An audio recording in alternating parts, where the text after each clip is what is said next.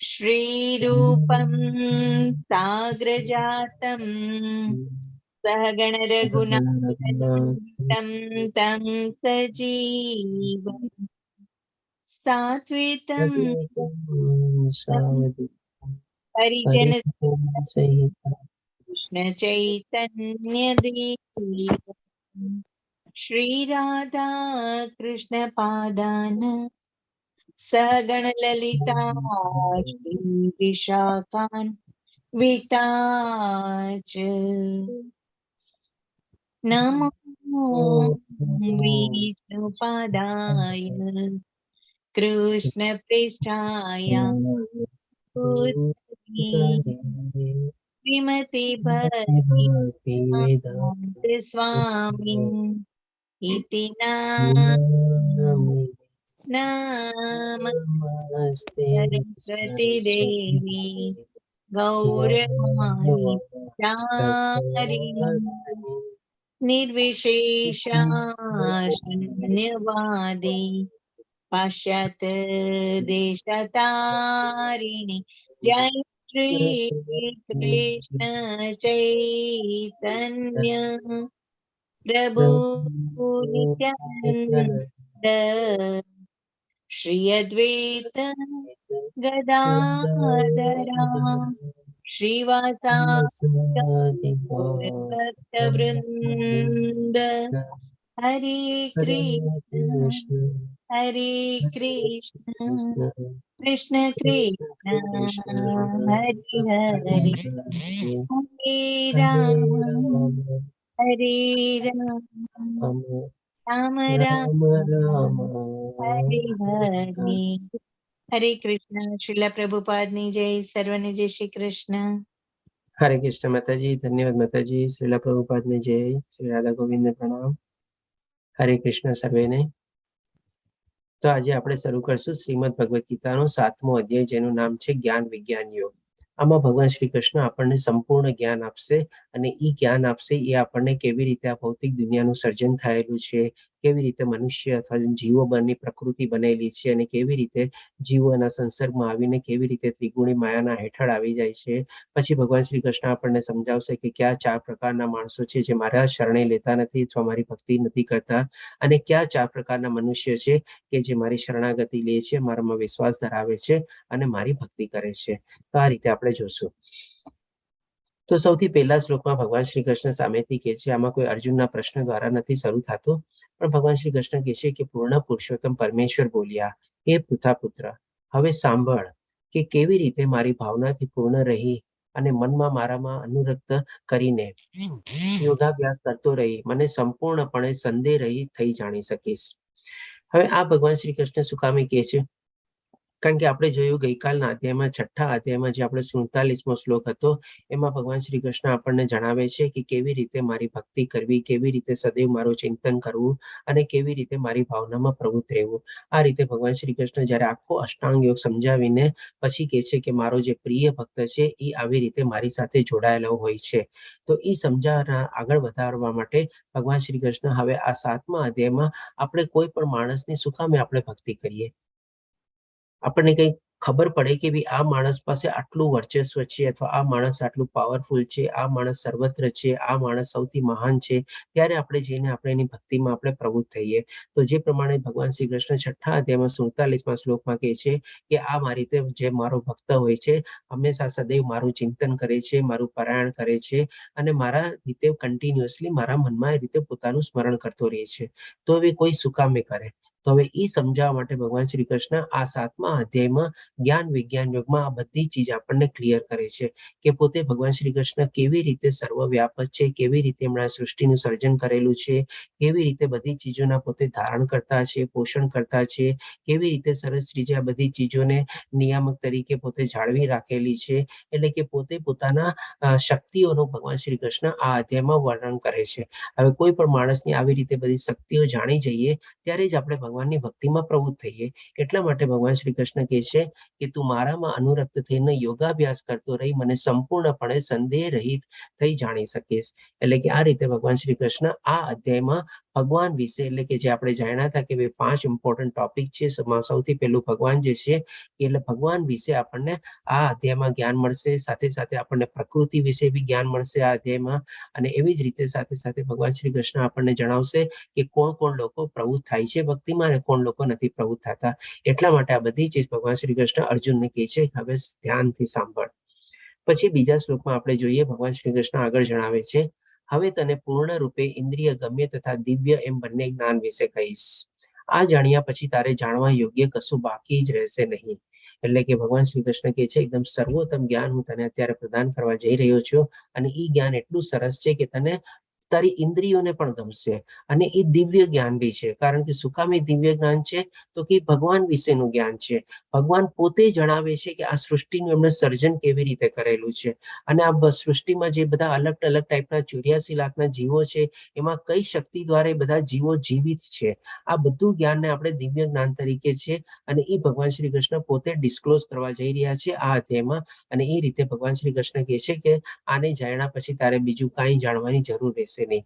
પછી હજી ભગવાન શ્રી કૃષ્ણ આગળ ત્રીજા અધ્યાયમાં આ જ્ઞાનની વિશેષતા વિશે જણાવે છે કે હજારો મનુષ્યમાંથી કોઈ એક સિદ્ધિ પામવા પ્રયત્ન કરે છે. અને આ પ્રમાણે સિદ્ધિ પ્રાપ્ત કરનારાઓમાંથી ભાગ્યે જ કોઈ એક મને વાસ્તવમાં જાણે છે. એટલે કે ડેફિનેટલી ભગવાન શ્રી કૃષ્ણ છઠ્ઠા અધ્યાયના 47 શ્લોકમાં બતાવી તો દીધું કે મારી ભક્તિ કરવાથી એ જ મારો પ્રિય ભક્ત છે. હવે સુકામે ભક્તિ કરવા માટે બી ભગવાન શ્રી કૃષ્ણ આ અધ્યાયમાં બધા રીઝન બી બતાવે છે. અને આ રીઝન જાણ્યા પછી બી ભગવાન શ્રી કૃષ્ણ સ્ટાર્ટિંગમાં જ અહીંયા પહેલા કહી દે છે કે હજારો માણસોમાંથી ભાગ્યે જ કોઈ એવું હોય છે કે આ સિદ્ધિ પ્રાપ્ત કરવા. કઈ સિદ્ધિ પ્રાપ્ત કરવા? તો કે ભગવાનને પ્રાપ્ત કરવા માટે. એટલે કે મોક્ષ અને મુક્તિ તરફ આગળ વધવા માટે, ભગવાનના ગોલકધામમાં જવા માટે પ્રયત્ન કરે છે. અને જેટલા લોકો પ્રયત્ન કરે છે એમાંથી હાર્ડલી કોઈક એવો વિરલો હોય છે કે જે સંપૂર્ણ રીતે ભગવાનને જાણી શકે છે અને એ સિદ્ધિ પ્રાપ્ત કરી શકે છે. હવે આ બધી ચીજ જાણ્યા પછી આપણને પણ સરસ મજાનો ઇન્ટરેસ્ટ થાય કે આટલું સરસ જ્ઞાન જે છે ભગવાન શ્રી કૃષ્ણ આપણને જેવા દઈ રહ્યા છે એ કેટલું ઉત્તમ જ્ઞાન હશે. તો આ પણ એક છે ને સરસ મજાના ગુરુના અથવા એમના લક્ષણ છે કે એના શિષ્યને છે ને પોતે જે જ્ઞાન પ્રદાન કરવા જાય એમાં પહેલા એના ઇન્ટરેસ્ટ જગાડવો, એની ક્યુરિયોસિટી જગાડવી. જેમ અત્યારે ભગવાન શ્રી કૃષ્ણએ કીધું કે આ જ્ઞાન એટલું સરસ છે કે તે દિવ્ય ઇન્દ્રિય ગમે છે, તારી દિવ્ય જ્ઞાન છે અને આ જાણ્યા સિવાય તને બીજું કઈ જાણવાની જરૂરત બી રહેશે નહીં. પછી હજી ઓર આગળ જણાવે છે કે ઘણા હાર્ડલી કોઈક લોકો આપણા જ્ઞાનને પ્રાપ્ત કરીને એમાં આગળ વધવાની કોશિશ કરે છે. અને જે કોશિશ કરે છે એમાંથી પણ કોઈક વિરલો પાસ થાય છે અથવા તો એ પ્રાપ્ત કરી શકે છે. એટલે કે આ રીતે ભગવાન શ્રી કૃષ્ણ પહેલા ગુરુ તરીકે બધા એ લાક્ષણિકતા જ્ઞાનની વર્ણવે છે. તો એ જાણીને આપણને પણ ઇન્ટરેસ્ટ થાય.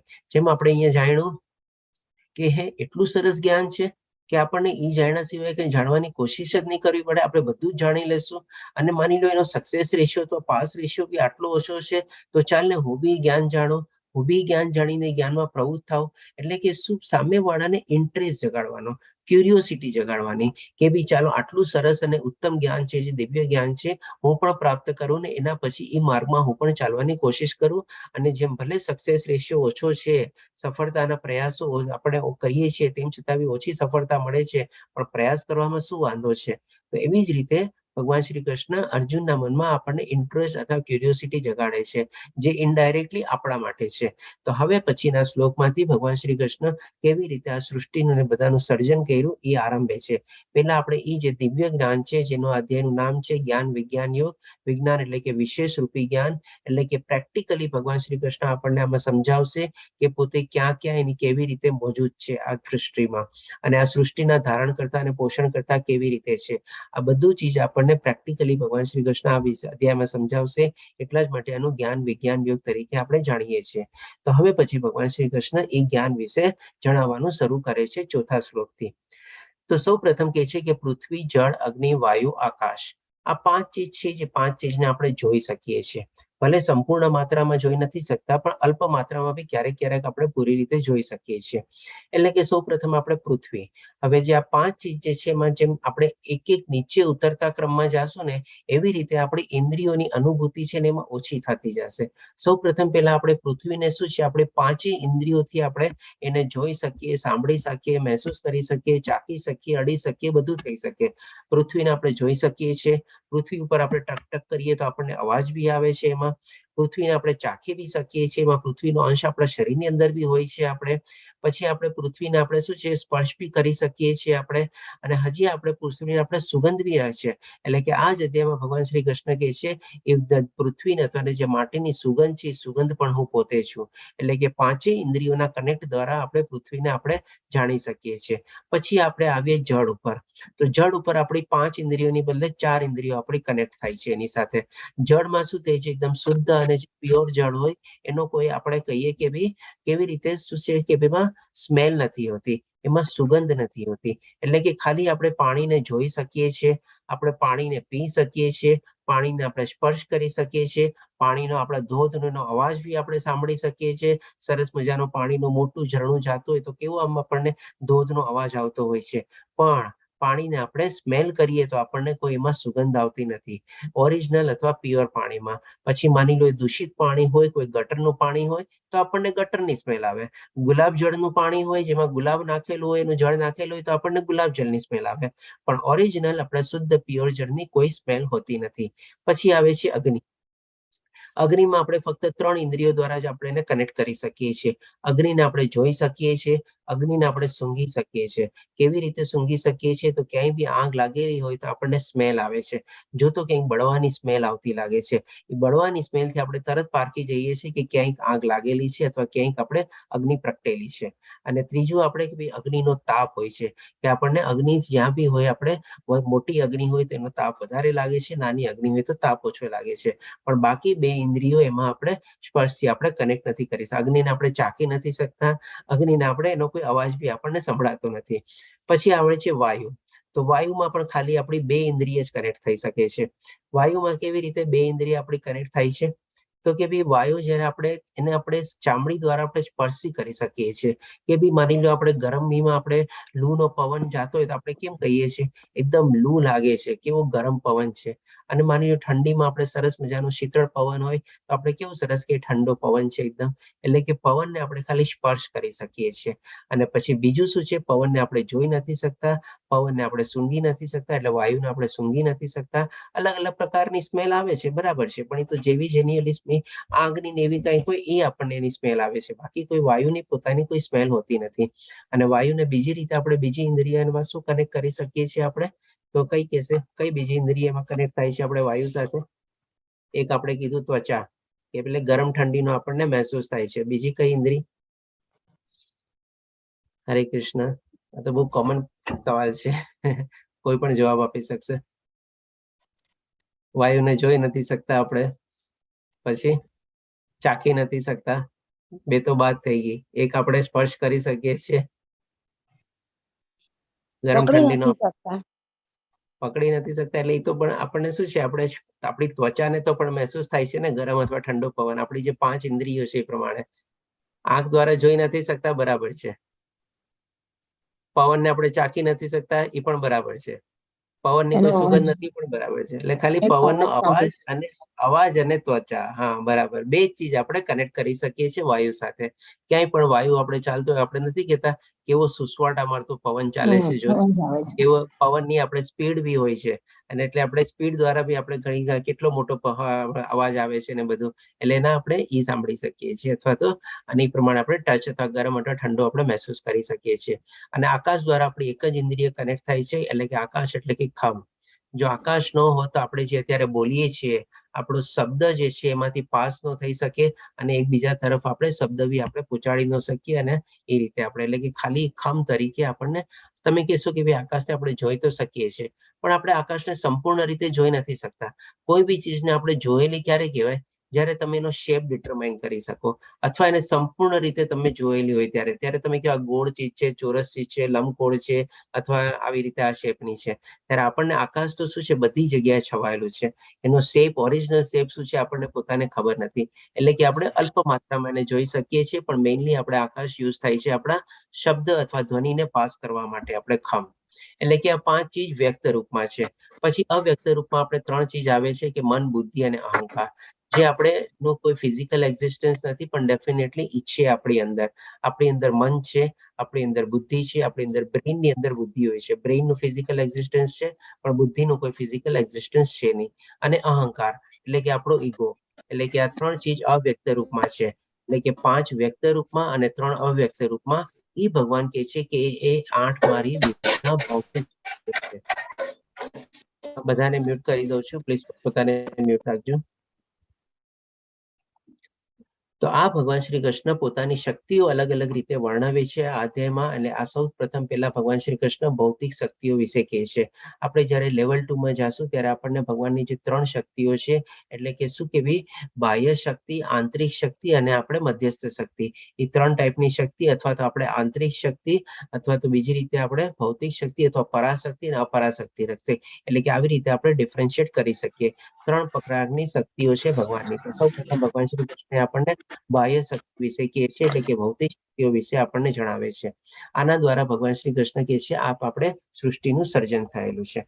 પછી આપણને આગલા શ્લોકમાં કહે છે કે 5મા શ્લોકમાં કહે છે, વળી હે મહાબાહુ અર્જુન, આ નિકુષ્ટ શક્તિ, આ નિકુષ્ટ શક્તિ એટલે કે આ જે 5 અને 3 જે આપણે જોઈ, એને નિકુષ્ટ એટલે કે શું, નોન લિવિંગ તરીકે. એટલે કે માટે એને ભગવાન શ્રી કૃષ્ણ નિકુષ્ટ શક્તિ કહે છે. હવે એના ઉપરાંત એટલે કે એની ઉપરની શક્તિ, જે આપણે કહી શકીએ કે ભાઈ મધ્યસ્થ શક્તિ છે. આ આપણે બાહ્ય શક્તિ થઈ, અને પછી આવે છે મધ્યસ્થ શક્તિ. મધ્યસ્થ શક્તિ એના કરતા ચડિયાતી શક્તિ છે. એટલે કે એના ઉપરાંતમાં એક અન્ય ચડિયાતી પણ શક્તિ પણ છે, કે જે જીવોની બનેલી છે. એટલે જીવોની બનેલી એટલે કે શું, આત્મા, એટલે કે ચેતન, એટલે કે કોન્શિયસનેસ. એટલે કે બાકી બધું જે છે જળ પ્રકૃતિ છે. અને આ જે ચડિયાતી શક્તિ છે, જે મધ્યસ્થ શક્તિ છે, એ જીવોની અથવા ચેતના અથવા કોન્શિયસનેસ થી બનેલી છે. અને જે પ્રકૃતિ સાથે, હવે બહુ અવાજ આવે છે, વારે ઘડીએ હું મ્યુટ કરું છું તો બી અવાજ આવે છે, પ્લીઝ પોતાને મ્યુટ રાખજો ને. કોનો આવે છે અવાજ? અહીંયા તો બધા મ્યુટ દેખાય છે. પ્લીઝ જો કોઈ મ્યુટ ન થયું હોય તો પ્લીઝ પોતાને મ્યુટ રાખજો. એટલે કે આ જે ચડિયાતી શક્તિ છે એ જીવોની બનેલી છે, અને જે ભૌતિક પ્રકૃતિ સાથે સંઘર્ષ કર્યા કરે છે અને તેના સંસાધનોનો ઉપયોગ કરે છે. એટલે કે આપણને આજે અલગ 84 લાખ ટાપના જે જીવો જે છે, બધા અલગ અલગ દેહ રૂપી, જ્યાં સુધી એમાં ભગવાન શ્રી કૃષ્ણ દ્વારા આપણે જે ચડિયાતી શક્તિ એટલે કે જીવો એટલે કે આત્માનું જ્યાં સુધીમાં નિરૂપણ નથી થતું, ત્યાં સુધી આ બધું નકામું છે આપણે. એટલે કે આ રીતે ભગવાન શ્રી કૃષ્ણ કહે છે કે જે આપણે 8 જે પ્રકૃતિ બતાવી, જેમની બાહ્ય શક્તિ બનાવી, એનાથી ઉપરાંત જે જીવોની શક્તિ છે, એટલે કે જે આત્મરૂપી બધાના રૂપમાં, બધાના હૃદયમાં નિરૂપણ થાય છે, ત્યારે જઈને એ આપણે ચેતના અથવા કોન્શિયસનેસ થાય છે, અથવા તો લિવિંગ થાય છે. એટલે કે મૂવિંગ થાય છે, moving, non moving, living, non living, આ રીતે આપણે સમજી શકીએ, જે પ્રમાણે ભગવાન શ્રી કૃષ્ણ આપણને કહે છે. અને જેવી રીતે એ જીવ લિવિંગ થઈ છે, જીવિત થઈ જાય છે ભગવાનની ચડિયાતી શક્તિ દ્વારા, પછી શેના સંસર્ગમાં આવે છે, તો કે આ ભૌતિક પ્રકૃતિના સંસર્ગમાં આવે છે. ભૌતિક પ્રકૃતિ શેની બનેલી છે એ પણ આપણે જાણી ગયા. એટલે કે એના સંસર્ગમાં આવીને પછી આપણે સંઘર્ષ કર્યા કરે છે. શેનો સંઘર્ષ કરે છે, તો કે અલગ અલગ ઈચ્છા અને આને બધું કેળવે છે. અને શું, એના સાથે સાથે જે બધી એને સુખ સગવડો ને બધું મળે છે, તેના સંસાધનોનો ઉપભોગ કરે છે. એટલે કે આ રીતે ભગવાન શ્રી કૃષ્ણ આપણને અહીંયા સમજાવે છે. એટલે કે આપણું એક્ઝિસ્ટન્સ કેવી રીતે થયું, અહીંયા એ ભગવાન શ્રી કૃષ્ણ આપણને કહે છે. ને આપણા એક્ઝિસ્ટન્સ પાછળનો, એટલે કે આપણા અસ્તિત્વ પાછળનો સ્ત્રોત શું છે, સોર્સ શું છે, એ પણ આપણને જાણવા મળે છે, કે જે પણ ભગવાન શ્રી કૃષ્ણ દ્વારા જ થયેલું છે આપણે. પછી ભગવાન શ્રી કૃષ્ણ આપણને હજી કહે છે, આપણને 6થા શ્લોકમાં, ત્યાર પછી એકદમ સ્પષ્ટ રીતે ક્લિયર કરે છે કે સર્વ સર્જાયેલા જીવોનો ઉદ્ભવ આ બંને શક્તિઓમાં રહેલો છે. એટલે કે જેટલા બી જીવો આપણને દેખાય છે, 84 લાખ ટાઈપના જીવો બધા, ભગવાનની આ બે શક્તિમાં રહેલો છે. એક તો આ ભૌતિક પ્રકૃતિ, જે ભગવાન શ્રી કૃષ્ણે કીધું 8 ચીજોની બનેલી છે, જે એમની બાહ્ય શક્તિ છે, અથવા તો ભૌતિક શક્તિ, અથવા તો આપણે એ રીતે બીજી. અને એની ઉપરની જે શક્તિ છે, એટલે કે પરાશક્તિ દ્વારા જે ભગવાન શ્રી કૃષ્ણે કીધું આપણને, એ જેનાથી આપણને ચેતના અથવા કોન્શિયસનેસ મળે છે, અથવા જેનાથી આપણે જીવિત છીએ, એ બનેલી છે. એટલે કે આ રીતે ભગવાન શ્રી કૃષ્ણ કહે છે કે બધા જીવો ભગવાનની આ બે શક્તિમાં સમાયેલા છે. આ જગતમાં જે કંઈ ભૌતિક અને આધ્યાત્મિક છે, તે સર્વની ઉત્પત્તિ અને વિનાશરૂપ મને જાણ. એટલે કે અહીંયા ભગવાન શ્રી કૃષ્ણ આપણને સ્પષ્ટ રીતે આપણને કહે છે કે આપણો જે સોર્સ છે, આપણે ક્યાંથી ઉદ્ભવ્યા છીએ, કેવી રીતે ઉદ્ભવ્યા છીએ, આપણો જન્મ કેવી રીતે થયો છે, એ બધા પાછળનું કારણ આપણને સમજાવે છે. અને એ કોણ છે? તો કે ભાઈ મને જ જાણ, એટલે કે ભગવાન શ્રી કૃષ્ણને જ જાણ. એટલે કે આ બધા આપણે પાછળનો સ્ત્રોત, આપણે કહીએ કે સોર્સ આપણો જે છે, એ ભગવાન શ્રી કૃષ્ણ છે. આ પણ એક આપણે કહીએ કે ભગવદ્ ગીતાનું બહુ મહત્વનું જ્ઞાન છે કે ભાઈ આપણે ક્યાંથી આવ્યા છે, કેવી રીતે આવ્યા છે, આપણો સ્ત્રોત શું છે, એ આપણને અહીંયા ક્લિયર થાય છે. પછી ભગવાન શ્રી કૃષ્ણ આગળ સમજાવતા કહે છે આપણને 7મા શ્લોકમાં કે આ બધી ચીજો કે ભગવાન શ્રી કૃષ્ણ જે પ્રમાણે કીધું, અથવા તો સર્વ સર્જાયેલી બધી ભૌતિક વસ્તુઓ જે બધી બનેલી છે, એ કેવી રીતે ભગવાન શ્રી કૃષ્ણને ધારણ કરેલા છે અને કેવી રીતે એનું નિયમન કરેલું છે. હે ધનંજય, મારાથી શ્રેષ્ઠ એવું કોઈ તત્વ સત્ય નથી. અને જેવી રીતે મોતી દોરામાં ગૂંથાયેલા રહે છે, તેવી રીતે સર્વ કાંઈ મારા આધારે રહેલું છે.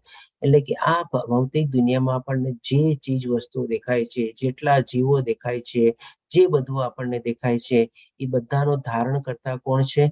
તો કે ભગવાન શ્રી કૃષ્ણ. હવે એ ભગવાન શ્રી કૃષ્ણ પણ કેવી સરસ રીતે એનું ઓર્ગેનાઇઝ કરે છે. જેમ આપણે ઘણી બધી ચીજો આપણા કબાટમાં હોય, આપણે કેવી રીતે આખો કબાટને ઓર્ગેનાઇઝ કરીને રાખ્યો હોય, એકમાં આપણે કપડાં રાખીએ, એકમાં કોઈક નાની મોટી ચીજ વસ્તુ રાખીએ, એકમાં કોઈ સેફ બોક્સ હોય, જેમાં આપણે લોકર તરીકે બી આપણે યુઝ કરીએ, પછી નીચેના કબાટમાં આપણે કોઈ ચાદર ને આ બધું રાખેલું, બધું કેવી રીતે આપણે એક અલમીરાને બી આપણે સજાવીને રાખીએ છીએ. તો ભગવાન શ્રી કૃષ્ણ પણ એ જ આપણને સમજાવે છે કે આ બધી ચીજોને હું પણ એને ધારણ કરીને સરસ રીતે સજાવીને રાખું છું. કેવી રીતે રાખું છું એના માટે એક સરસ મજાની કમ્પેરિઝન આપે છે, કે જેમ આપણે માળાનું એક્ઝામ્પલ આપે છે. હવે માળામાં તમે જોજો, જે બધા અલગ અલગ મોતી હોય, એ મોતીમાં બંને બાજુ કાણા હોય અને એમાંથી ધાગો પાસ થાય અથવા દોરો પાસ થાય, અને એ સરસ મજાની આપણે માળા એક સરખી બનેલી હોય આપણે. તો એવી જ રીતે ભગવાન શ્રી કૃષ્ણ કહે છે કે આ બધી ચીજોમાં હું ધાગા રૂપી વણાયેલો છું. જે કાંઈ પણ તને ચીજ વસ્તુ દેખાય છે, જેટલા ટાઈપના જીવો દેખાય છે, એ બધામાં ધાગા રૂપી એમાંથી હું પાસ થયેલો છું. અને એ બધા ચીજને હું સરસ મજાની જાળવણી, એટલે કે એને મારા આધારે રહેલી છે. પછી આપણે શું હોય છે, માળાને આપણે ગ્રહણ કરીએ તો આપણા ગળાના આધારે રહેલી હોય. તો એવી જ રીતે ભગવાન શ્રી કૃષ્ણ કહે છે આ બધી ચીજોને હું ધારણ કરેલું છું અને એ મારા આધારે રહેલું છે. એટલે કે આ રીતે ભગવાન શ્રી કૃષ્ણ આપણને સમજાવે છે કે ભાઈ આપણે પણ અત્યારે જે છે, આપણો જે સોર્સ આપણે જાણી ગયા કે ભાઈ આપણે કેવી રીતે અહીંયા જન્મેલા છીએ અને કેવી રીતે આપણા પાછળનો સ્ત્રોત શું છે. હવે આપણી પાછળ એક ફોર્સ શું છે, જે આપણને ટકાવીને રાખે છે, તો કે એ પણ ભગવાન શ્રી કૃષ્ણ છે. કારણ કે એમણે શું કીધું, બધું મારા આધારે રહેલું છે. એટલે કે જ્યાં સુધી આપણે એના આધારે ટકેલા છીએ, જીવતા છીએ, જ્યારે એમની મરજી થશે, જે પ્રમાણે હશે, આપણું જે આયુષ્ય હશે, એ પ્રમાણે આપણે બી ખરી પડવાના છીએ. જેમ આપણે મોતીમાંથી એક માળામાંથી એક મોતી કેવી રીતે ખરીને પડી જાય, એ દોરામાંથી નીકળી જાય, તો એવી રીતે આપણે પણ આપણું શરીર ખરી પડવાનું છે, જ્યારે આપણને એનો આધાર વયો જશે ત્યારે. આમ ભગવાન શ્રી કૃષ્ણ આપણને સમજાવે છે. પછી હવે ભગવાન શ્રી કૃષ્ણ પ્રેક્ટિકલી કહે છે કે તું મને આ બધી ચીજ રીતે, તું મને કેવી રીતે ક્યાં ક્યાં જોઈ શકીશ. તો 8, 9, 10 અને 11 એ 3-4 શ્લોકમાં ભગવાન શ્રી કૃષ્ણ કહે છે કે બધી જગ્યાએ તું મારી મોજૂદગી અથવા મારી અનુભૂતિ તું કેવી રીતે કરી શકીશ. હે કુંતી પુત્ર અર્જુન, હું પાણીમાં સ્વાદ છું. આપણે જોઈએ છીએ કે પાણી આપણે ઘરમાં બી પાણી પીતા હોઈએ, ક્યારેક આપણે બહાર જઈએ ત્યાં બી આપણે પાણી તો પીએ. પાણીમાં ઘણીવાર આપણને સ્વાદ ચેન્જ લાગે છે. આપણે નથી કહેતા કે ભાઈ આ ગામનું પાણી જરાક મીઠું વધારે લાગે છે, ઓલા ગામનું પાણી જરા ફીકું લાગે છે, આમાં સ્વાદ ફેર છે, આ પાણી ભારે છે, આ પાણી હલકું છે, એવું બધું આપણે નથી કહેતા. તો હવે પાણીમાં આપણે સ્વાદ નાખવા કોણ આવ્યું છે? તમે કહો. કેમ આપણને કોઈ પાણી મીઠું લાગે છે, કોઈ પાણી ઓછું મીઠું લાગે છે, કોઈ પાણી સરસ લાગે છે, કોઈ પાણી થોડું પચાવવામાં ભારે લાગે છે? તો એ પણ ભગવાન શ્રી કૃષ્ણ કહે છે પાણીમાં સ્વાદ હું છું. હવે માની લો આવી જ રીતે આપણે જાણીએ કે ભાઈ સાગરમાં આપણે દરિયો છે, હવે એમાં મીઠું નાખવા કોણ ગયું છે? એટલું મીઠું બી નહીં હશે દુનિયામાં કે ભાઈ પાણી સાગરને ખારો કરી શકે. તેમ છતાં બી સાગરનું પાણી ખારું હોય છે. આપણને જ્યાં જાઓ ત્યાં તમને સાગરનું પાણી હંમેશા ખારું જ મળવાનું છે, અને નદીનું પાણી તમને મીઠું જ મળવાનું છે. તેમાં સ્વાદ નાખવા કોણ ગયું છે? નદીના પાણીમાં સ્વાદ નાખવા કોણ ગયું છે? એનું પાણી મીઠું કેમ છે? સાગરના પાણીમાં કોઈ મીઠું નાખવા ગયું છે? તો એ પણ ભગવાન શ્રી કૃષ્ણ જ છે. આપણે કે એમના થકી જ આપણે પાણીને, એટલે કે જ્યારે કહીએ ને આપણે કાંઈ બી ચીજ કરીએ ને આપણે ભગવાનને કેવી રીતે સરસ રીતે થેન્ક્સફુલ કહી શકીએ. સવારના પૂરમાં જ્યારે આપણે પાણી બી પીએ ત્યારે બી આપણને જે સરસ મજાનો આપણે ગરમીમાંથી બહાર આવીએ અને ઠંડો ગ્લાસનું પાણી પીએ ત્યારે બી આપણે ભગવાનને થેન્ક્સ કહેવું જોઈએ કે ભાઈ હા ભાઈ તમારા કારણે જ મને આ પાણીનું પણ મળે છે. સૂર્ય તથા ચંદ્રનો પ્રકાશ શું? હવે આપણે જોઈએ છીએ કે આપણે નિર્જીવ મોબાઈલ બી આપણે વાપરીએ છીએ તો ભાઈ આપણે એને ચાર્જ કરવો પડે છે. ત્યારે આપણને તો આ સૂર્ય અને સૂર્ય અને ચંદ્રનો જે પ્રકાશ મળે છે, કોણ ગયું છે એને ચાર્જ કરવા? અનાદિકાળથી આપણને સૂર્યનો પ્રકાશ મળતો રહે છે. કોઈ ગયું છે એને ચાર્જ કરવા? તો એ પ્રકાશ પણ કોણ છે? ભગવાન શ્રી કૃષ્ણ પોતે જ છે. એના થકી જ દિવસ થાય છે, એના થકી જ રાત્રિ થાય છે અને એના થકી જ આપણને પ્રકાશ મળે છે. પછી વૈદિક મંત્રોમાં ઓમકાર છો, આ પણ આપણે સરસ રીતે જાણશું 15મા અધ્યાયમાં બી. તો ભગવાન શ્રી કૃષ્ણ પોતે કહે છે કે વેદ મંત્રોની બધું પણ હું પોતે જ છું અને એનો જ્ઞેય પણ હું જ છું, એનો જ્ઞાનનો વિષય પણ હું જ છું. હું આકાશમાં શબ્દ છું, એટલે કે આ ધ્વનિ પણ એમના થકી જ આપણે પાસ કરી શકીએ છીએ. અને મનુષ્યમાં સામર્થ્ય હું છું, એટલે કે મનુષ્યમાં, એટલે કે બધા લોકો આવી ગયા, આપણે જેટલા બી મનુષ્ય જાતિમાં સ્ત્રી જાતિ પુરુષ જાતિ બધા આવી ગયા. એનું સામર્થ્ય, એટલે કે કોઈ માણસ પાસે પૈસો હોય, કોઈ માણસ પાસે સુંદરતા હોય, કોઈ માણસ પાસે શક્તિ હોય, તો આ જે કઈ પણ માણસોમાં જે બધું સામર્થ્ય છે એ પણ કોના થકી આવેલું છે? એમની કૃપા થકી જ આવેલું છે. એમની કૃપા છે તો જ આપણી પાસે આ બધું આપણે સામર્થ્ય છે. આ કોઈ ચીજ આપણે પોતે કેળવેલી નથી આપણે. એટલે કે આ રીતે ભગવાન શ્રી કૃષ્ણ બધી ચીજોમાં ક્યાં ક્યાં અને કેવી રીતે એની મોજૂદગી છે એ આપણને 8, 9, 10 અને 11મા શ્લોકમાં આપણને ક્લિયર કરે છે. એના પછી આપણે આવે છે 12, 13 અને 14. 3 શ્લોક આપણે શું છે, ભગવાન શ્રી કૃષ્ણ આપણને આ ત્રિગુણી માયા જે છે એના વિશે સમજાવે છે. સૌપ્રથમ આ ભૌતિક પ્રકૃતિ વિશે સમજાવી, ભૌતિક પ્રકૃતિમાં આપણે કેવી રીતે આવેલા છે એ સમજાવ્યું, અને એ રીતે આવીને પછી આપણે ભૌતિક પ્રકૃતિના સંસર્ગમાં કેવી રીતે આવી જાય છે એ ભગવાન શ્રી કૃષ્ણ આપણને આ 3 શ્લોકમાં થોડુંક આપણને સમજાવે છે. પણ આ ડિટેલમાં ભગવાન શ્રી કૃષ્ણ ફરીથી આપણને 14મા અધ્યાયમાં જે ગુણત્રય વિભાગ યોગ છે એમાં ડિટેલમાં આપણને બધું સમજાવે છે, સત્વગુણ, રજોગુણ અને તમોગુણ વિશે. એટલા જ માટે સવારમાં એક માતાજીનો જે પ્રશ્ન હતો મેં કીધેલું કે આપણને 14મા અધ્યાયમાં વધારે સરસ રીતે આપણે ક્લિયર કરશું આપણે. તેમ છતાં બી આપણે સંક્ષિપ્તમાં અત્યારે 12, 13 અને 14મા શ્લોકમાં બી આપણે જાણી લઈએ કે જે ત્રિગુણી માયા જે છે એ એના ભગવાન નિયંતા છે અને એ એમની હેઠળ છે, નહીં કે ભગવાન શ્રી કૃષ્ણ ત્રિગુણી માયાના હેઠળ છે. તો 12મા શ્લોકમાં કહે છે કે તું જાણી લે કે સર્વ ભાવ, પછી તે સત્વગુણી હોય, રજોગુણી હોય કે તમોગુણી હોય, તે બધા જ મારી શક્તિ દ્વારા પ્રગટ થયેલા છે. એક રીતે હું સર્વ કાંઈ છું પરંતુ સ્વતંત્ર છું, એટલે પોતે ઇન્ડિપેન્ડન્ટ છે. બધું પોતે જ છે, તેમ છતાં બી પોતે ઇન્ડિપેન્ડન્ટ છે. અને આ પણ ચીજ ભગવાન શ્રી કૃષ્ણ આપણને 9મા અધ્યાયમાં ઓર સરસ રીતે ક્લિયર કરશે, જે રાજગુહ્ય યોગ છે. આપણે હું ભૌતિક પ્રકૃતિના ગુણોને આધીન નથી, બલકે તેઓ મારે આધીન છે. એટલે ભગવાન શ્રી કૃષ્ણ પોતાની સ્વતંત્રતા એસ્ટાબ્લિશ કરે છે અને એ રીતે સમજાવે છે કે ભૌતિક પ્રકૃતિમાં જે 3 ગુણો છે, સત્વગુણ, રજોગુણ અને તમોગુણ, એ પણ ભગવાન શ્રી કૃષ્ણ આપણને એકવાર બીજા અધ્યાયમાં બી સમજાવેલું છે કે પોતે એમણે સર્જન કરેલા છે. અને ચોથા અધ્યાયમાં બી આપણને પ્રમાણે કહે છે. એટલે કે આ જે ત્રિગુણી માયા જે છે એના આપણે રચય કરતા પણ ભગવાન શ્રી કૃષ્ણ પોતે છે અને એના નિયંત્રણ હેઠળ છે. એટલે પણ ભગવાન શ્રી કૃષ્ણ એમના આધીન નથી. એ જ પછી 13મા શ્લોકમાં કહે છે કે 3 ગુણો, એટલે કે સત્વ, રજ અને તમ દ્વારા મોહ પામેલું આ સમગ્ર જગત ગુણાતીત તથા અવિનાશી એવા મને જાણતું નથી. એટલે કે માણસ શું કામે જાણતું નથી એનું કારણ અહીંયા સમજાવે છે. કારણ કે જેવો ભૌતિક પ્રકૃતિના સંસર્ગમાં આવે છે, એટલે કે ત્રિગુણી માયાના હેઠળમાં આવી જાય છે, એટલે કે એના નિયંત્રણ હેઠળ આવી જાય છે, એના પ્રભાવ હેઠળ આવી જાય છે, ત્યારે એ સંપૂર્ણ રીતે મોહિત થઈ જાય છે. અને એ મોહિત અલગ અલગ માત્રામાં થાય છે. સારી, આપણે બેગે પેક નહીં કરીને કશું નહીં. હા, પ્લીઝ પોતપોતાને મ્યુટ રાખો ને. ફરીથી વિનંતી કરું છું. કોનો આવે છે અવાજ? તો એ રીતે ભગવાન શ્રી કૃષ્ણ કહે છે કે જ્યારે ત્રિગુણી માયાના હેઠળમાં આવી જાય છે, એટલે કે હોઈ શકે સતોગુણ, રજોગુણ અથવા તમોગુણ, 3 હેઠળ અથવા એના પ્રભાવ હેઠળ હોય છે, એ પ્રમાણે એના આવરણમાં કવર થઈ જાય છે. અને એવી રીતે ભગવાન શ્રી કૃષ્ણને એ જાણી શકતા નથી અને આ જ્ઞાન તરફ આગળ વધી શકતા નથી. એટલા જ માટે સ્ટાર્ટિંગમાં ભગવાન શ્રી કૃષ્ણે કીધું હતું કે હજારોમાંથી કોઈક એવો પ્રયત્ન કરે છે અને જે પ્રયત્ન કરે છે એમાંથી પણ કોઈક જ એવો સિદ્ધિ પ્રાપ્ત કરી શકે છે. એવી જ રીતે ભગવાન શ્રી કૃષ્ણ આપણને ત્રિગુણી માયા વિશે 14મા શ્લોકમાં બી કહે છે પછી કે ભૌતિક પ્રકૃતિના 3 ગુણોની બનેલી મારી આ દેવી માયાને જીતવી અત્યંત દુષ્કર છે. ડેફિનેટલી જે મનને કંટ્રોલમાં કરવું મુશ્કેલ છે, એવી જ રીતે આ ભગવાનની જે ત્રિગુણી માયા જે છે એને પર પાળ કરવી અથવા એને ઓળંગવી અથવા એને સરપાસ કરવી એ પણ બહુ ડિફિકલ્ટ છે. પરંતુ એનું પણ સોલ્યુશન ભગવાન શ્રી કૃષ્ણ બતાવેલું છે. જે પ્રમાણે ગઈકાલે અધ્યાયમાં આપણને 6ઠ્ઠા અધ્યાયમાં મનને કેવી રીતે કંટ્રોલ કરવું એ આપણને બતાવ્યું. એટલે કે ત્રિગુણી માયાને કેવી રીતે ઓળંગવું એના માટે ભગવાન શ્રી કૃષ્ણ કહે છે, પરંતુ જેઓ મને શરણાગત થઈ જાય છે તેઓ મને સરળતાથી પાર કરી જાય છે. આ 3 શ્લોક આપણને હોઈ શકે ત્યારે ડિટેલમાં કદાચ ઓછું સમજવામાં આવે, પણ જયારે આપણે 14મો અધ્યાય લેશું ત્યારે આ બધી ચીજ આપણે સરસ રીતે ડિટેલમાં સમજશું આપણે, કારણ કે આખો અધ્યાય જ આ ત્રિગુણી માયા ઉપર જ છે આપણે. હવે પછીના શ્લોકમાં ભગવાન શ્રી કૃષ્ણ બતાવે છે કે અહીંયા તો બતાવી દીધું કે ભાઈ આપણે કોણ શરણાગત લે છે, કે જો શરણાગતિ લે તો ડેફિનેટલી આ ત્રિગુણી માયાને પાર કરી શકે. પણ હવે કોણ નથી લેતો એ પછી આપણને 15મા શ્લોકમાં ભગવાન શ્રી કૃષ્ણ કહે છે. એટલે કે 15મા શ્લોકમાં ભગવાન શ્રી કૃષ્ણ કહે છે, જે મનુષ્ય તદ્દન મૂર્ખ છે. એટલે કે મૂર્ખ કેવી રીતે? જેને આ કોઈ ચીજનું જ્ઞાન નથી, જેઓ મનુષ્યમાં અધમ છે. અધમ એટલે કે શું? નીચલીમાં નીચલી યોની હોય. આજની તારીખમાં બી આપણે જાણીએ છીએ કે ઘણી જગ્યાએ એવી પરિસ્થિતિ હોય છે અને એવી વસ્તીઓ હોય છે કે જેમ કે આપણે એક્ઝામ્પલ લઈએ આદિવાસી લોકોનો, કે જેને આ બધું જ્ઞાન મેળવવાનો કોઈ એવા સંજોગો અને પરિસ્થિતિઓ બી સર્જાતી નથી. એટલે કે આ બધાને આપણે અધમ યુતે સમજી શકીએ. પછી ત્રીજી કેટેગરી કે છે કે જેમનું જ્ઞાન માયા વડે હરાઈ ગયું છે.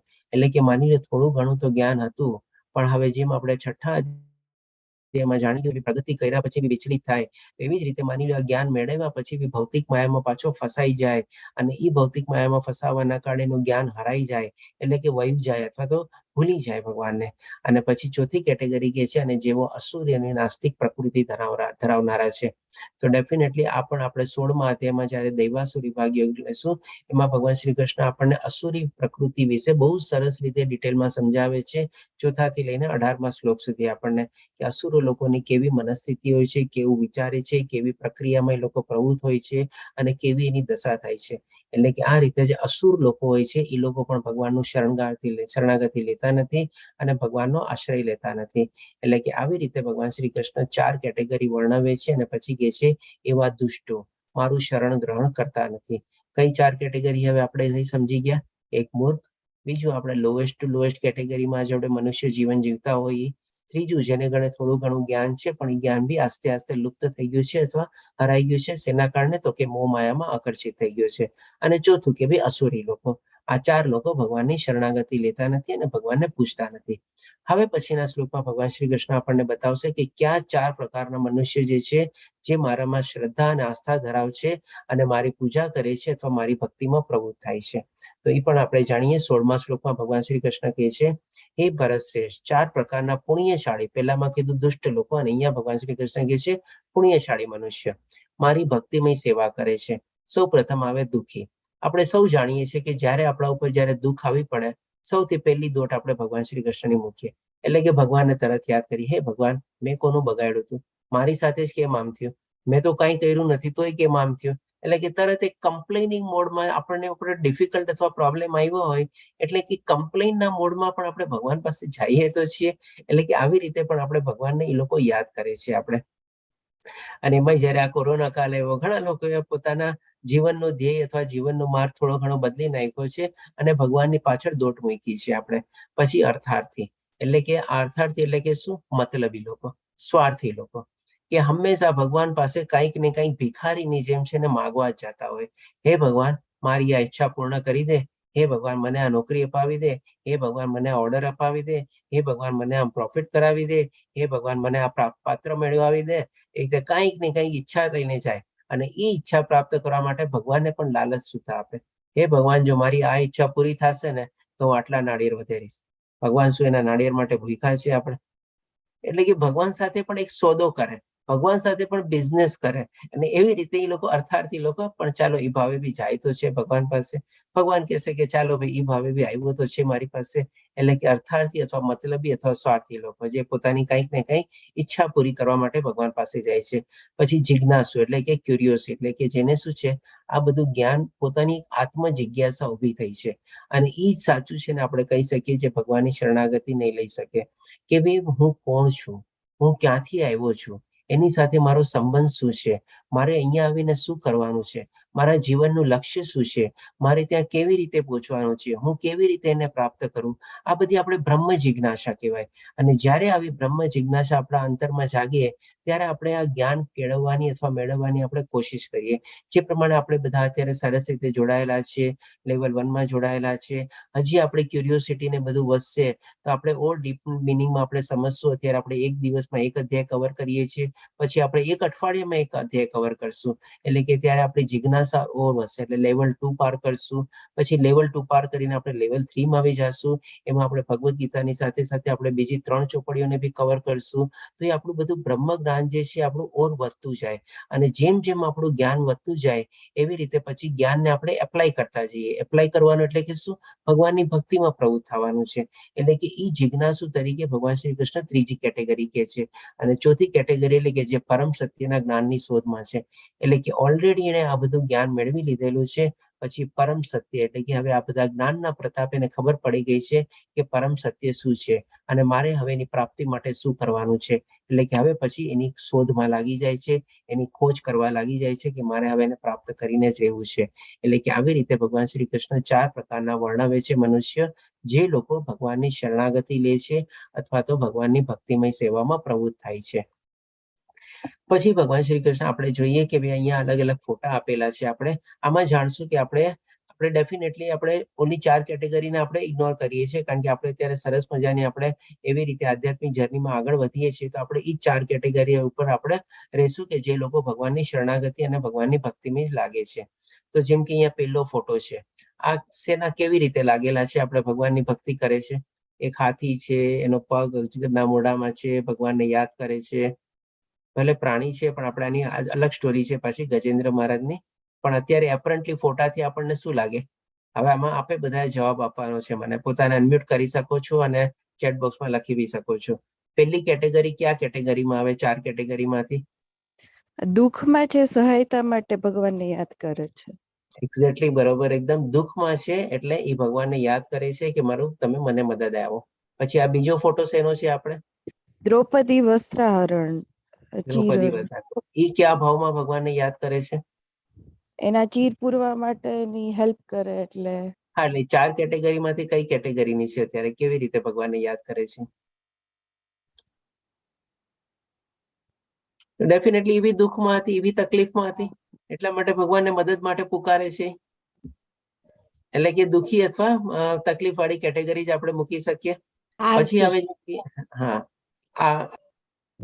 આ નદી ખોદી રહી છે, અર્થાર્થી નહોતી, એટલે કે મતલબ નહોતો, ઈચ્છા નહોતી, પણ એ દુઃખી હતી ત્યારે. પછી આ શેનો ફોટો છે? આપણે આ કદાચ હોઈ શકે, આપણે નહીં ખબર પડે. આ આપણે વ્યાસદેવ મુનિ છે અને વ્યાસદેવ મુનિના પત્ની છે. અને એક પોપટ અથવા તોતો જે છે એ એમના પેટમાં ગર્ભમાં હતો અને ઘણા વર્ષો સુધી ગર્ભમાં રહેલો હતો અને ગર્ભની બહાર નથી નીકળતો, કારણ કે એ જાણતો હોય છે. અને તોતો પણ ભગવાન શ્રી કૃષ્ણનો દિવ્ય તોતો હોય છે. એટલે કે એ જયારે કોઈ શાપના રૂપે એમના ગર્ભવતીમાં એન્ટર થાય છે ત્યારે એ ઘણા વર્ષોથી બહાર નથી નીકળતો. શું કામે? કારણ કે એને ખબર હોય છે કે હું જેવો બહાર નીકળીશ ત્રિગુણી માયામાં હું ફસાઈ જઈશ. એટલે કે એ જ્ઞાન હોય છે, સંપૂર્ણ જ્ઞાની હોય છે. એટલે કે આ જ્ઞાની કેટેગરીમાં છે. પણ જયારે આ રીતે હોય છે ત્યારે ભગવાન શ્રી કૃષ્ણ પોતે આવે છે અને એને મુક્તિ આપે છે કે ના, તું બહાર નીકળ, તને આપણે ત્રિગુણી માયામાં તું નહીં ફસા. એટલે કે પછી તોતો બહાર આવે છે અથવા પોપટ બહાર આવે છે. એટલે કે પૂરેપૂરો સંપૂર્ણ રીતે જ્ઞાનની અવસ્થામાં હોય છે આપણે.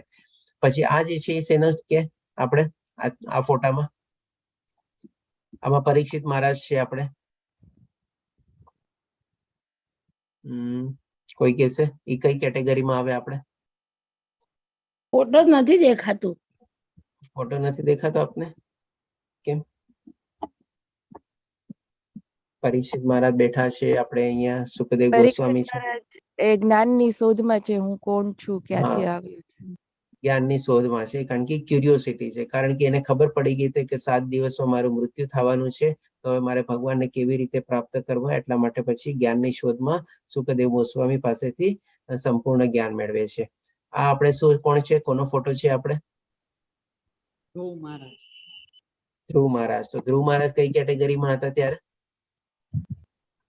એની એક સ્ટોરી આવે છે, તેના પિતાજીના ખોળામાં બેસવું હતું એમ. હા, બરાબર. એટલે એ સ્ટોરી એટલે કે સૌથી પહેલા જયારે ઈ ભગવાનની પ્રાપ્તિ માટે જાય છે ત્યારે એ અર્થાર્થી તરીકે જાય છે, એટલે કે એને કંઈક મતલબ હતો કે ભાઈ મારે પણ પિતા જેવું રાજ્ય મેળવવું છે અને અધિકાર મેળવવો છે કે જેથી કરીને હું પિતાની ગોદીમાં બેસી શકું. પણ જ્યારે એ સારી 6 મહિનાની કઠોર તપસ્યા કરે છે અને એને સંપૂર્ણ જ્ઞાન થાય છે અને ભગવાન શ્રી કૃષ્ણ જ્યારે પ્રગટ થાય છે એની સામે, ત્યારે પછી પોતે ઓટોમેટિકલી જ્ઞાનમાં કન્વર્ટ થઈ જાય છે. ત્યારે પછી એમને લાગે છે કે ભાઈ આપ મળી ગયા, આનાથી વધારે મારે કાંઈ જોતું નથી, એટલે કે જ્ઞાનની કેટેગરીમાં આવી જાય છે. પેલા અર્થાર્થી હોય છે, શરૂ કરે છે તપસ્યા, ત્યારે પછી તપસ્યાના દરમિયાન એમને જ્ઞાન કેળવાય છે અને પછી જ્ઞાનીમાં કન્વર્ટ થઈ જાય છે. અને આ જે છે આપણે રામ ભગવાનની સામે આપણે સુગ્રીવજીનો ફોટો છે, એટલે કે પણ અર્થાર્થી પાસે રહીને આપણે ભગવાન શ્રી રામની શરણાગતિ લે છે, કારણ કે એમને રાજ્ય મેળવવું હતું અને બલિની સામે એમને વધ કરવો હતો. અને આ જે છે આપણે નૈમિષારણ્યની કથા છે. આ લોકો બધા પણ આપણે જિજ્ઞાસુ કેટેગરીમાં આવી શકીએ, કે જે સરસ રીતે ભગવાન શ્રી કૃષ્ણ વિશેનું જ્ઞાન મેળવવાની કોશિશ કરે છે નૈમિષારણમાં આપણે સુખદેવ ગોસ્વામી પાસેથી. હવે પછી ભગવાન શ્રી કૃષ્ણ 17મા શ્લોકમાં કહે છે કે જે લોકો આવી રીતે ભગવાનની શરણાગતિ અને ભગવત ભક્તિમાં પ્રાપ્ત થાય છે અથવા પ્રભુ થાય છે, એમાં કોણ સૌથી વધારે શ્રેષ્ઠ છે. જેમાં ભગવાન શ્રી કૃષ્ણ 17મા શ્લોકમાં કહે છે આમાંનો જે પૂર્ણ જ્ઞાની છે અને શુદ્ધ ભક્તિમાં તલ્લીન રહે છે તે સર્વશ્રેષ્ઠ છે, કારણ કે હું તેને અત્યંત પ્રિય છું અને તે મને પ્રિય છે. એટલે કે શું, બંને એકદમ બોથ વેઝ છે, વન સાઇડેડ લવ અને અફેક્શન નથી. અહીંયા બંને તરફથી ભગવાન શ્રી કૃષ્ણના કહેવા પ્રમાણે હું પણ એને પ્રિય છું અને એ પણ મને પ્રિય છે. ક્યારે?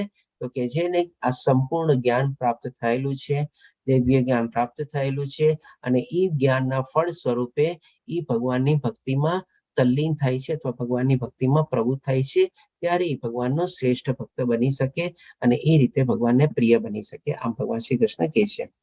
પછી હવે 19મા શ્લોકમાં ભગવાન શ્રી કૃષ્ણ કહે છે અનેક જન્મ જન્માંતરો પછી જે મનુષ્યને ખરેખર જ્ઞાન થાય છે તે મને સર્વ કારણોના કારણ જાણી મારે શરણે આવે છે, આવો મહાત્મા અતિ દુર્લભ છે. એટલે જેમ સ્ટાર્ટિંગમાં ભગવાન શ્રી કૃષ્ણે કીધું હતું કે ભાઈ ભાગ્યે જ કોઈક એવી રીતે આમાં પ્રવૃત્ત થાય છે, અને જેટલા પ્રવૃત્ત થાય છે એમાંથી પણ કોઈક એવો વિરલો હોય છે જે સંપૂર્ણ સિદ્ધિ પ્રાપ્ત કરે છે. તો એ જ ચીજને ફરીથી ભગવાન શ્રી કૃષ્ણ આ બધું જ્ઞાન આપીને અહીંયા સમરાઇઝ કરે છે કે આ ચીજ પ્રક્રિયા જે છે હોઈ શકે એક જન્મમાં નથી થતી, ઘણા જન્મો બી લાગી જાય છે.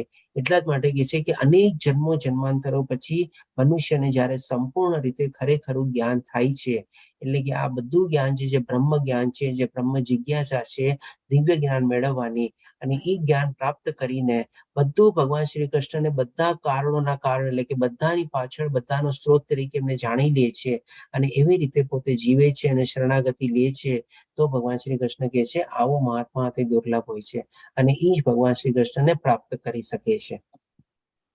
પછી હવે 28મા શ્લોકમાં ભગવાન શ્રી કૃષ્ણ કહે છે કે જે મનુષ્ય પૂર્વ જન્મના તથા આ જન્મના પુણ્ય કર્મો કર્યા છે અને જેમના પાપ કર્મો સમૂળગા નષ્ટ થયા છે, તેઓ મોહના દ્વંદ્વોથી મુક્ત થઈ જાય છે અને મારી સેવામાં દ્રઢપૂર્વક પરોવાઈ જાય છે. એટલે કે ભગવાન શ્રી કૃષ્ણ કહે છે કે કેવી રીતે ભક્તિમાં પરોવાય છે એ તો કીધું. હવે એની એક એલિજિબિલિટી કન્ડિશન તરીકે આપણને અહીંયા સમજાવે છે કે એ ભક્તિમાં બી ક્યારે પ્રવૃત્ત થઈ શકે છે.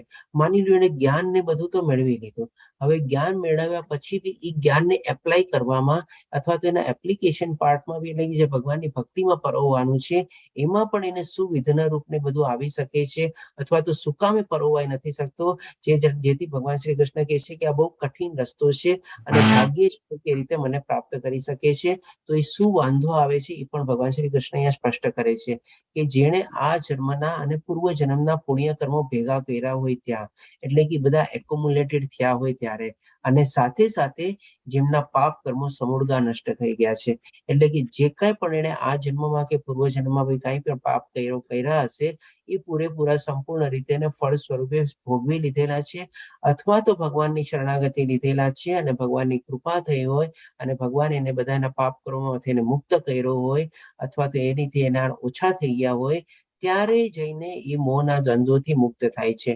એટલે કે મોહના દ્વંદ્વ એટલે શું? દ્વંદ્વ એટલે ડ્યુઆલિટી, જે આપણે આગળ બી સમજાતા પહેલા કે ભાઈ આ બધા જે મોહ માયા અને આકર્ષણ છે એમાંથી મુક્ત થાય છે અને પછી જઈને એ ભગવાનની દ્રઢ નિશ્ચયપૂર્વક રીતે ભગવાનની ભક્તિમાં પરોવાઈ શકે છે. નહીં તો ત્યાં સુધી પણ જ્ઞાન બી ખાલી એને મદદરૂપ નથી થઈ શકતું, જ્ઞાન બી પર્યાપ્ત નથી એને એ ભગવાનની ભક્તિમાં પરોવા માટે, કારણ કે એ ભક્તિમાં પરોવા માટે એને આ બધી લાયકાત બી એને સાથે સાથે કેળવવી પડે છે.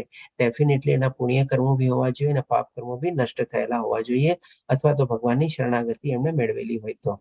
એટલે કે આ બધી ચીજ ભગવાન શ્રી કૃષ્ણ સમજાવ્યા પછી છેલ્લા શ્લોકમાં ભગવાન શ્રી કૃષ્ણ કહે છે 30મા શ્લોકમાં, એટલે કે જે મનુષ્ય મને પરમેશ્વરને મારી પૂર્ણ ચેતનામાં રહીને મને જગતનો, દેવોનો તથા યજ્ઞની સર્વ પદ્ધતિનું નિયામક જાણે છે. એટલે કે બધા દેવી દેવતાઓ પણ એમના થકી છે અને આખા જગતનું સર્જન કરનાર પણ એ રીતે છે, અને જે કાંઈ પણ આપણે યજ્ઞ ને બધું જે કરીએ છીએ બધાનો નિયામક તરીકે, એટલે કે નિયંતા, કંટ્રોલર તરીકે, ધારણ કરતા, પોષણ કરતા, પાલન કરતા તરીકે ભગવાન શ્રી કૃષ્ણ પોતે છે. અને આવી રીતે જ્યારે સમજી જાય છે ત્યારે તેઓ મૃત્યુ સમયે પણ મને ભગવાન તરીકે જાણી તથા સમજી શકે છે. એટલે કે જો મૃત્યુ સમયે પણ જો આપણે આવી રીતે ભગવાન વિશેનું જ્ઞાન કેળવી લઈએ તો પણ આપણે ભગવાન શ્રી કૃષ્ણને પ્રાપ્ત કરી શકીએ છીએ. હવે આ શ્લોક ઉપરથી અર્જુન પછી આપણને 8 પ્રશ્ન પૂછશે, જેના ઉપરથી આપણે 8મો અધ્યાય જે કાલનો જે છે અક્ષર બ્રહ્મયોગ એ સરસ થશે શરૂ છે, એના ઉપર આધારિત છે અર્જુનના 8 પ્રશ્નો ઉપર. અને એમાં પણ એક બહુ મહત્વનો પ્રશ્ન જે છે, જેમ પ્રમાણે ભગવાન શ્રી કૃષ્ણ કીધું કે મૃત્યુ સમયે પણ જો મને એ રીતે જાણી જાય તો પણ એ મને સમજી શકે છે. તો અર્જુન પૂછે છે કે મૃત્યુ સમયે આપને કેવી રીતે યાદ કરી શકે, કેવી રીતે જાણી શકે. એટલે કે આનો ભગવાન શ્રી કૃષ્ણ અને બીજા 7 પ્રશ્નો બી પૂછે છે અર્જુન, એ બધાનો ભગવાન શ્રી કૃષ્ણ સરસ રીતે જવાબ આપે છે. અને જે 8મો પ્રશ્ન છે એનો ભગવાન શ્રી કૃષ્ણ બહુ સરસ રીતે વિવરણ રૂપે આપણે આગલા અધ્યાયમાં 8મા અધ્યાયમાં અક્ષર બ્રહ્મયોગમાં સમજાવે છે કે ભાઈ ચાલો આખી જિંદગી જે પણ કંઈ કર્યું, પણ કેવળ મૃત્યુ સમયે પણ જો મને સરસ રીતે મારું ધ્યાન કરે, મારું ચિંતન કરે અને મારી ભાવના લઈને જો એ મૃત પામે તો પણ એ મને પ્રાપ્ત કરી શકે છે. હવે આટલું જો સરળ હોય તો એ કેટલે અંશે સરળ છે અને શું એ પ્રેક્ટિકલી પોસિબલ છે, આ બધી ચીજ ભગવાન શ્રી કૃષ્ણ દ્વારા આપણે કાલના 8મા અધ્યાયમાં જાણશું અક્ષર બ્રહ્મયોગમાં, કે જે આપણને સમજાવશે કે મૃત્યુ સમયે પણ આપણે કેવી રીતે ભગવાનને યાદ કરી શકીએ અથવા જાણી શકીએ અને ભગવાન શ્રી કૃષ્ણને આપણે કેવી રીતે પ્રાપ્ત કરી શકીએ. તો આ રીતે આપણો અહીંયા 7મો અધ્યાય કમ્પ્લીટ થાય છે, જ્ઞાન વિજ્ઞાન યોગ. વાંછાકલ્પતરુભ્યશ્ચ કૃપા સિંધુ એવ ચ પતિતાનમ પાવનભયો વૈષ્ણવયો નમો નમઃ. હરે કૃષ્ણ કૃષ્ણ કૃષ્ણ હરે હરે, હરે રામ રામ રામ હરે હરે. શ્રીલા પ્રભુપાદ કી જય. શ્રી રાધા ગોવિંદ પ્રણામ. આના સંદર્ભમાં જો કોઈ પ્રશ્ન હોય તો લઈ શકીએ છીએ આપણે.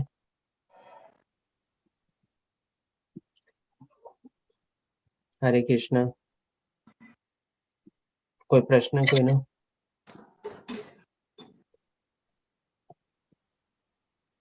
હેમા માતાજી કોઈ પ્રશ્ન આપનો?